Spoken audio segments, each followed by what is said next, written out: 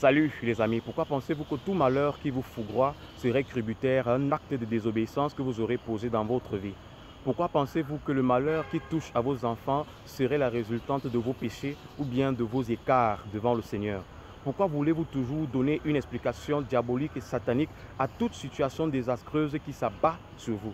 Eh bien, la Bible nous dit dans l'épître de 1 Jean chapitre 4 qu'il n'y a point de crainte dans l'amour, que l'amour bannit la crainte, que la crainte suppose le châtiment. Ainsi, de nombreux chrétiens vivent dans la crainte du châtiment. Ils ont l'impression que les commandements que le Seigneur leur donne sont des injonctions. Le Seigneur ne nous donne pas des injonctions, mais il nous lead par son amour. Raison pour laquelle, en tant qu'enfants de Dieu, nous devons être au parfum de ce que la Bible dit de nous et de ce que le Seigneur Jésus-Christ nous a donné en tant qu'héritage scripturaire. Il est encore écrit que personne, lorsqu'il est tenté, ne dise que c'est Dieu qui le tente, car Dieu ne peut être tenté par le mal et il ne tente lui-même personne.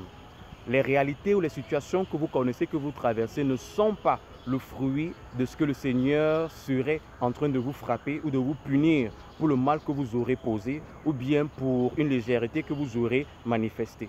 Le Seigneur, il est notre Dieu et il nous accompagne par ses bras d'amour, car il a donné de sa vie, non pas pour nous oppresser, non pas pour se comporter en pyromane, mais pour nous recouvrir d'amour, de grâce et de miséricorde. La Bible dit encore ceci: il a effacé l'acte dont les ordonnances nous condamnaient et qui subsistait contre nous. Il a tout cloué à la croix. Le Seigneur nous a rendus libres, libres de toute forme d'oppression psychologique, de toute forme d'oppression mentale, de toute forme d'oppression psychique et de toute forme d'oppression spirituelle. Les amis, c'est l'adversaire qui est tout simplement en train de vous manipuler afin que vous ne sachiez pas que vous êtes effectivement en train de grandir ou bien que vous avez déjà dépassé le stade dans lequel vous étiez hier. Nous servons un Dieu d'amour et non un Dieu de jugement et non un Dieu qui piège ses enfants. Sortez de ces carcans, sortez de cette crainte, sortez des griffes du diable qui veut chaque jour vous faire croire que les commandements du Seigneur sont des injonctions dans votre vie. Nous n'avons pas peur du péché, mais nous avons l'amour du Seigneur qui nous permet de vivre sur la terre sans enfreindre la parole du Seigneur. Nous ne vivons également pas comme des souris qui auraient peur d'un chat qui pourrait passer par là et ôter leur vie.